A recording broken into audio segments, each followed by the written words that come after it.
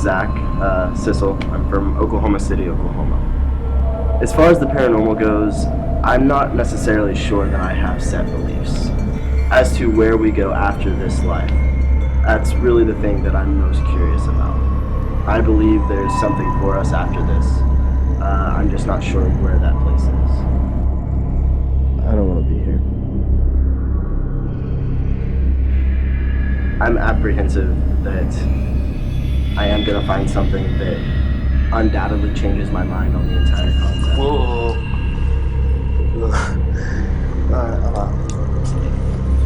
This quest of knowledge is really, I don't want it to end on night one. It's too easy. It's too big of a question. It's too big of an unknown to just be solved through one experience. It's something that I think has to build on you a little bit, and that's really how we can gain the full picture, be able to see all of it. And I'm scared that I'm gonna see something tonight that is gonna just, bring the whole picture together.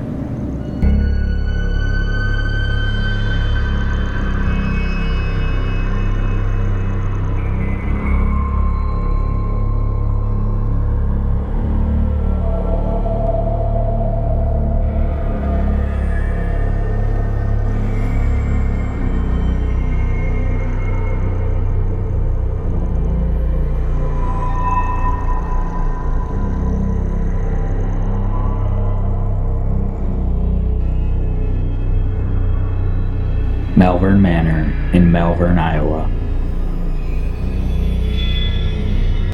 Julia Brett, a prospering business lady of her times, would purchase a small property and in time turn this once house into a hotel for travelers coming by train. The hotel would be called the Cottage Hotel. The hotel would change ownership and undertake numerous renovations in its long history.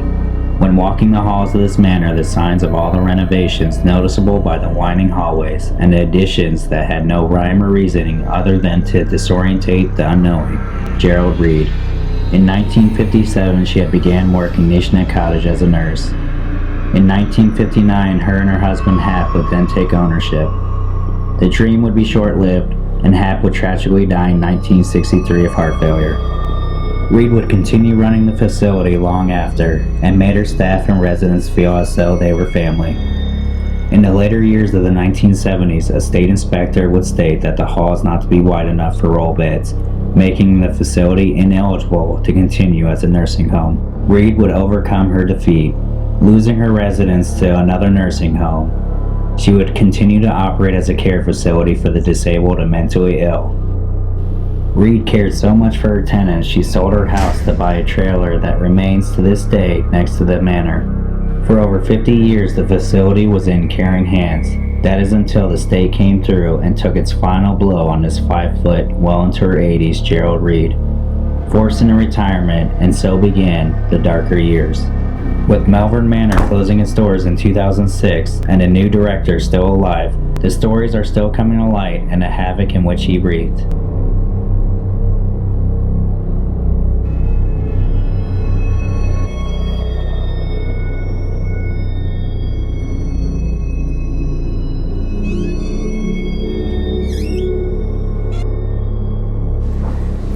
This is like the main lobby area. We blacked out the windows.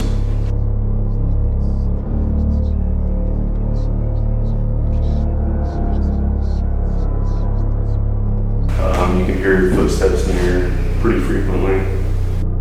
That is the captain. He's the guy that built the place. That wheelchair will move.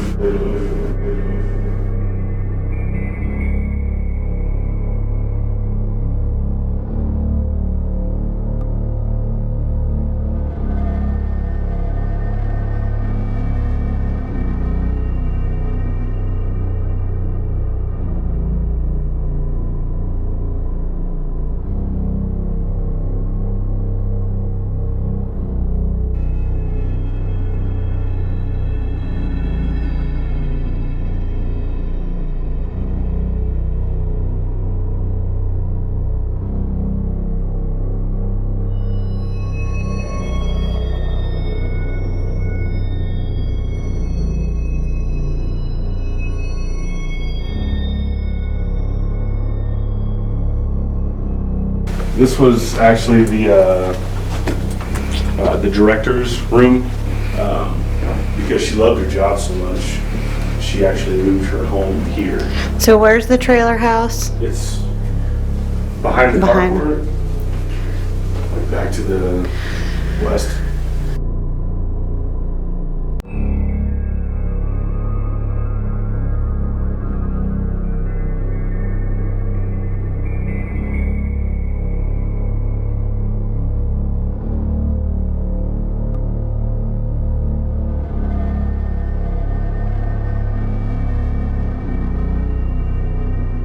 This here is Gracie's room. Like schizophrenic, like multiple personality, things like that. She will knock on the walls. There's claims like people that used to work here around her that you would actually hear a male's voice coming from her room, but it was just her. Gracie's glasses. And she passed away here? Yeah.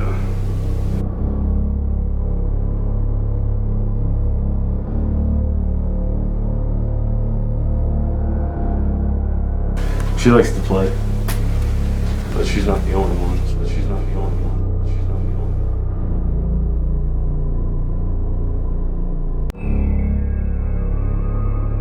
This is actually the nursing home wing.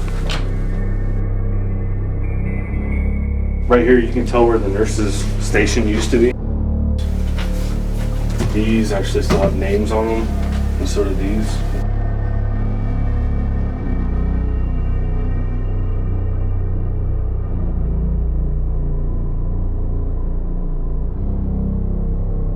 But these are where a lot of the shadow figures are, and they will rush you.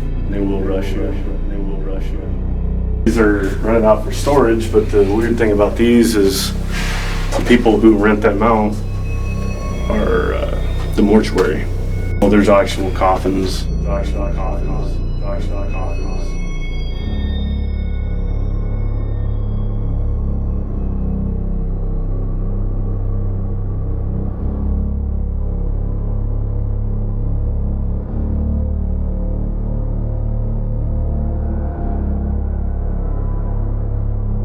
Right here is where I think she was in her 30s, and her husband would tell her like, "You're ugly, you're nothing," things like that. Just beat her down constantly. Essentially, she went insane. So she would stand here at this sink and rip her hair out. And they medicate her. Finally, she just passed away. She's one of the shadow figures, I think.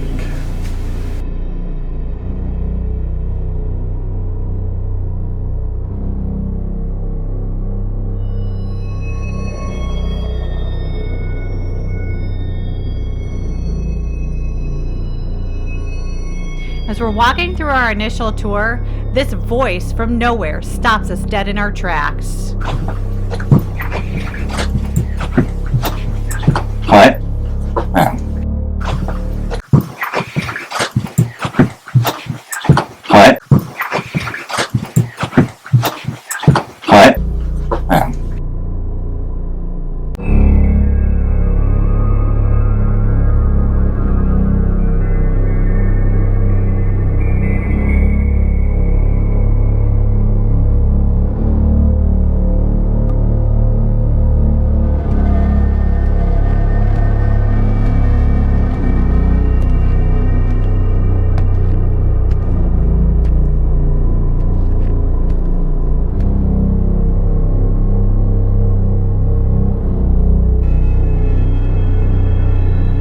This is Hank's room.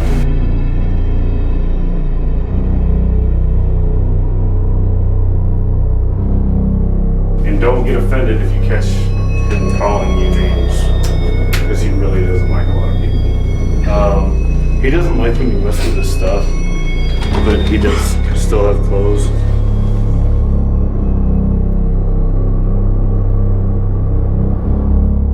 I don't know, this closet door will close sometimes by itself.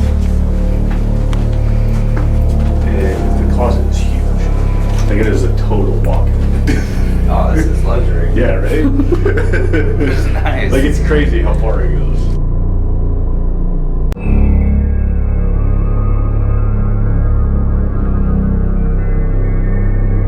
The raper and the rapee. Raper and the rapee.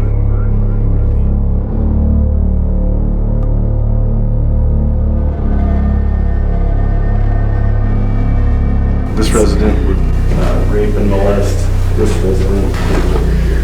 There's a lot of dark shit in this because I stay out of them usually.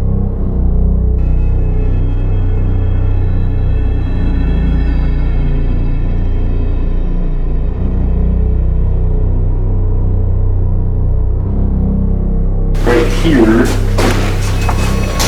a timeout closet. Timeout.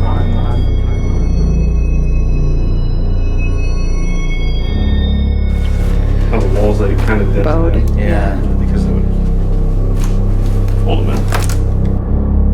Yeah, it's kind of sickening.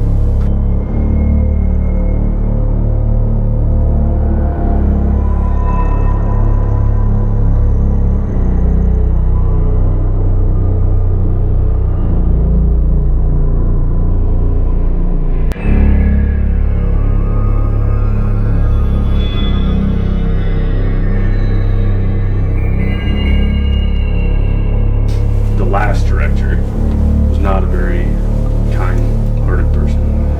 There was a fight that started downstairs. He drug him completely upstairs, beating him. And the director was beating the patient or the Yes, patient? no, the director was beating the patient. It was a bloody fight. This is actual human blood. Actual human blood. Handprints. This is Susie's room. I think she was in her 60s, but had the mentality of like a 10-year-old. Like a nurse wrote, but you know, like what she liked. Oh, this is actually her coloring book.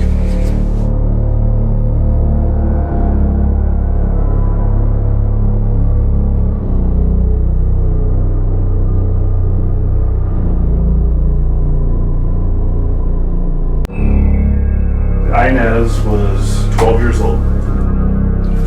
It was her and her brother that lived with her aunt and uncle because her mother couldn't provide for them, things like that.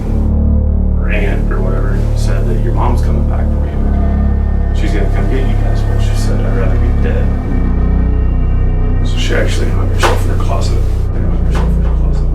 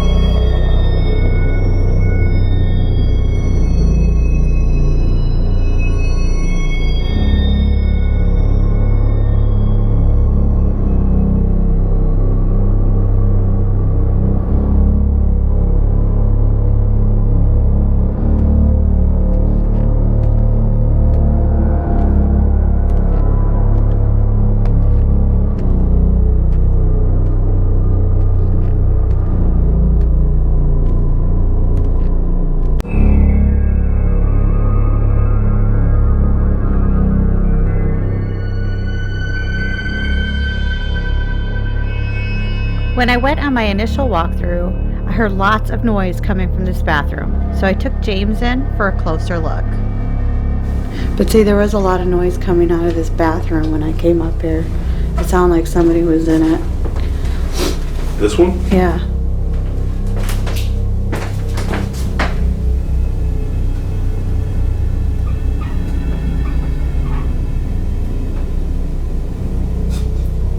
See, Something's like turning a knob.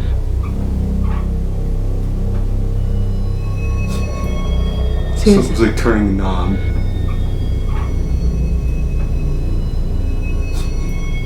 Something's like turning a knob. We then hear it again.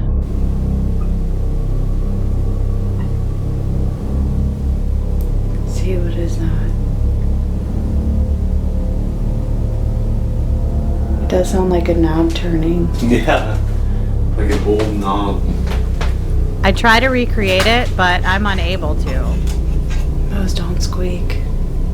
Ring around the rosy, a pocket full of posies. Ashes, ashes, we all fall down. I bring Devin and Jeremy up to the spot where we kept catching the noises coming from the bathroom. Although we didn't get any more noises, we definitely got an EVP. I suggest that it's time for us to split up. Jeremy, do you have a camera? No. Mine's downstairs. Fellas over here at the nursing home. I'll go grab mine. Christy, where do you want to go? I want to go in Hank's room. Where's that Thanks. at? Is that Thanks, up? Hanks. On the other side of the stairs. It's right on the other side, yeah. Should I hang out over here then? Yeah, quick place where you want to go. Alright, we're splitting. Alright. I'm speeding this clip up just so that I have a moment to explain to you where we all are. I am in Inez's room upstairs at one end of the hallway. Devin is in the bathroom across from Hank's room in the middle of the hallway. And Jeremy, he's all the way downstairs in the nurse's hallway by himself. Close the door. Do something. You can push me. Just let me know that you're here with me, listening.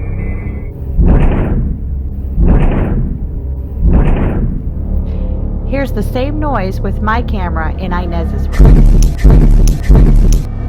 And here it is on Devin's camera across from Hank's room in the bathroom.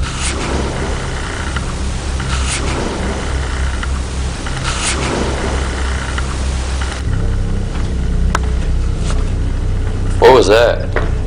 All a little bit stunned, we rush to find each other because it sounds like someone has fallen down the stairs. Was that you? No, what was that? That shook the whole place. I know. Where's Jeremy? Hey! Jeremy!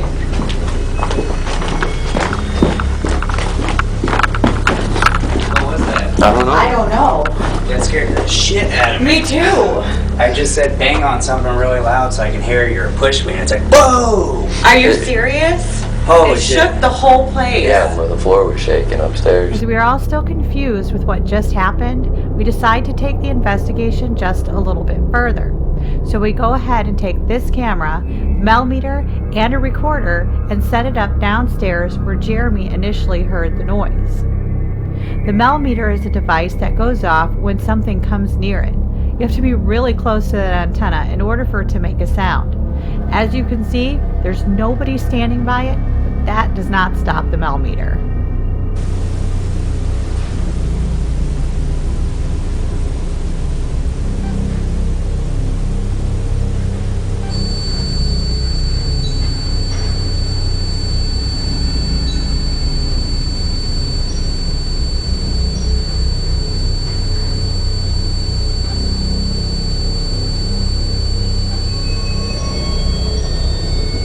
This goes on for nearly a minute. It is then silent for about 10 to 15 more minutes. But again, there's still nobody down here, and as this is unexplained, it goes off again.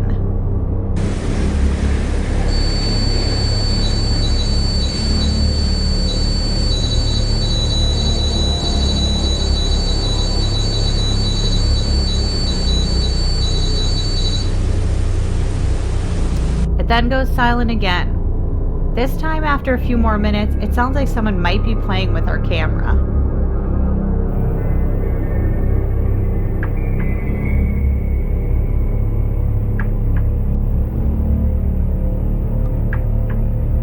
With no explanation for the meter going off and the noises we hear with nobody being down here, one has to wonder, is this the spirit of the woman who spent years pulling her hair out in a smear? Remember what our tour guide said?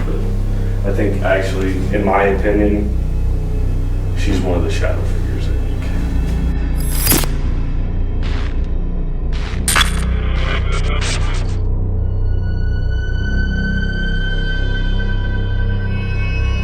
With night beginning to break, it's time for Devin and Jeremy to go and pick up our guest investigator, Zach. And in the meantime, our newest investigator, Kurt, shows up to help me set up for the night investigation. As we're setting up, we initially have our cameras all off. But Kurt runs and gets mine as we start to hear noises and moving around coming from the upstairs. The only people who are in here are Kurt, James, and I.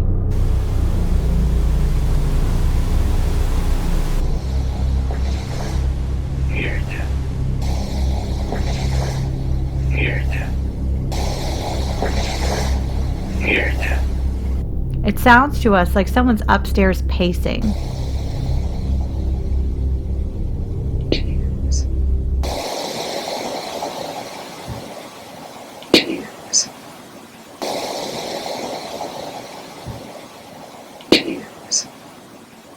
Even though you can't hear everything the camera picked up, it was still pretty amazing to us. We shut our cameras off and waited for our guest Zach to finally arrive. We decided to send Zach off on his own. Tonight, we have Will and Craig here from Billard North High School. They're reporters who decided to come out and take a look at what Buried Alive does and what we're all about. So we decided to take them up to the attic for a little investigation of their own. Do you guys see that blinking right there? Yeah, there's like a legitimate blinking. While we're in the attic, Will and Craig notice this strange blue blinking light. We're not really sure what it is, and we can't capture it on our camera. But they are looking for answers. No, nothing there. You just saw something blinking over there? Maybe not blinking, but like kind of, might just be white. What color was it? Is it white? Blue? Yeah, it's like, Oh, you both saw it. Still trying to figure out what this is, Jeremy decides to hand over some equipment to see if we can't pick up some readings. You should put this over there. So this is a proximity. It's gonna read energy, and it'll ping where it's reading the energy in the room. So if I was to come up and touch it, well, I guess it has to be facing me first. You'll see it. It'll ping on me. Try putting that over there and see what happens. Just let it go. Craig sets the Ovilus device down, but it never goes off and the light is not seen again. So the reporters decide it's time for them to take off for the evening, and so we go catch up with Zach to see what happened to him while he was investigating the blood hallway. I'm a little scared right now.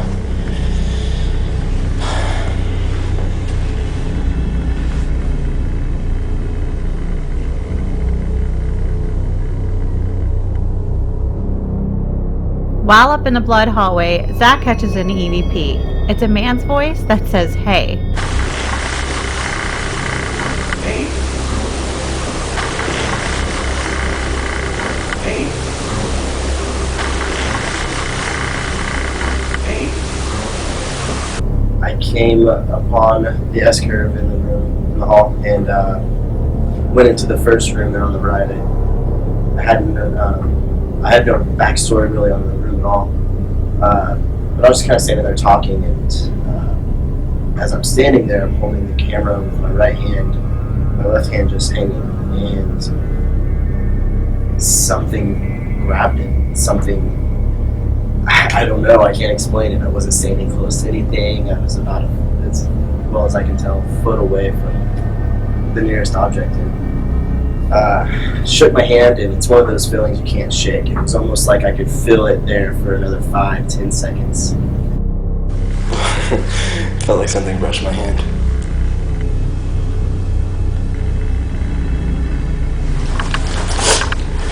Can't shake that one.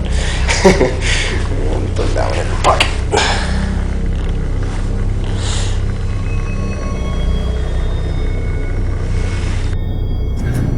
Made my way to the room next door. I recognized the room from photos that I had seen and descriptions that I had heard. Oh no.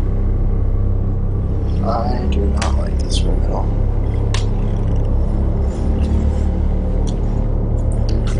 I do like your coloring books though.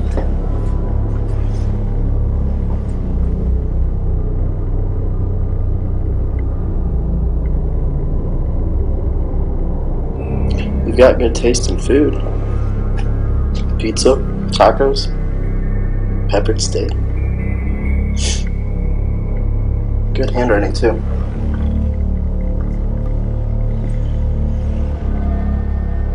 Donna, was that your name?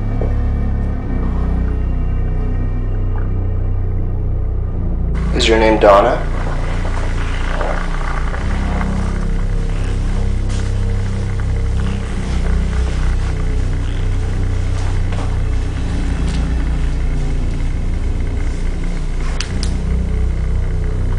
Tell me your name.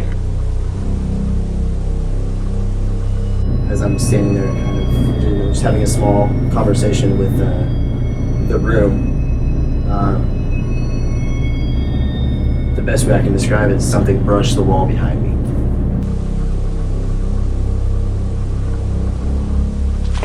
Whoa!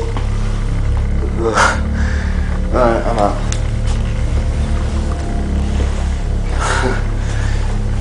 Okay.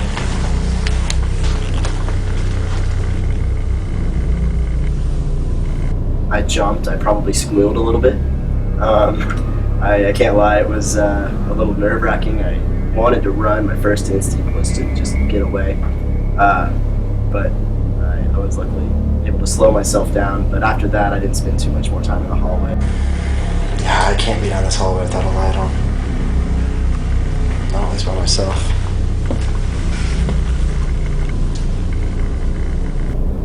It was honestly more of a power walk down to get back downstairs. Cannot walk. I'll get out of this hall fast enough.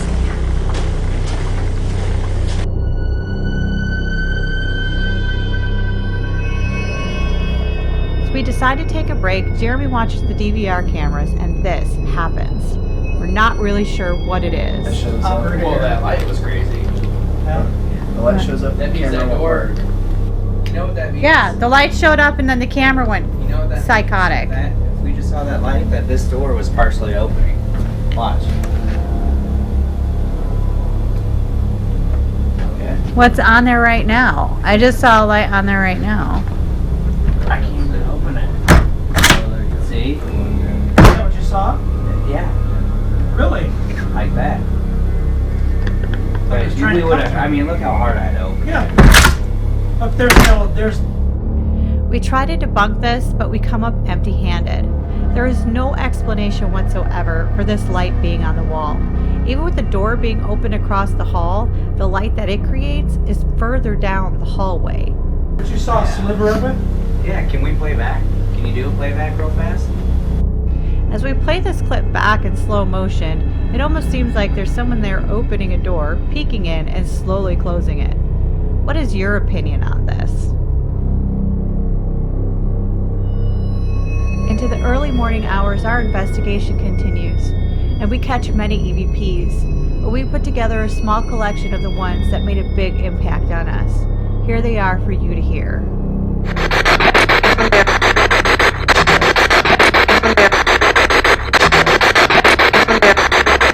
You're here?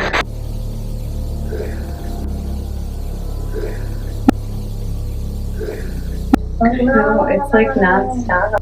No, it's like non-stop. No, it's like non-stop.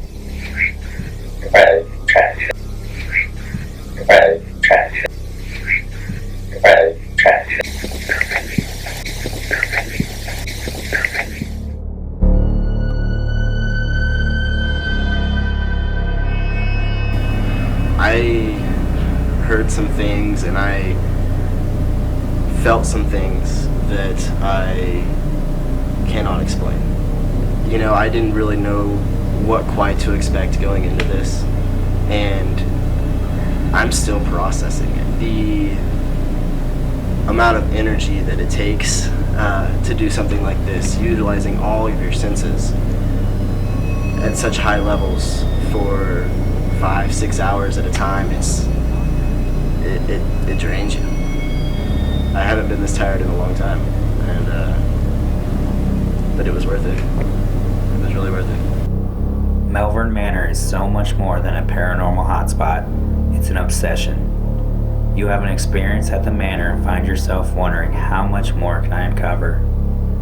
How, with so much of its history being positive, could it harness all that energy? And in a final conclusion of Malvern Manor, we don't question whether it's haunted, but by who might have been buried alive. filming me coming out the bathroom, weirdo. Sorry. It's scary.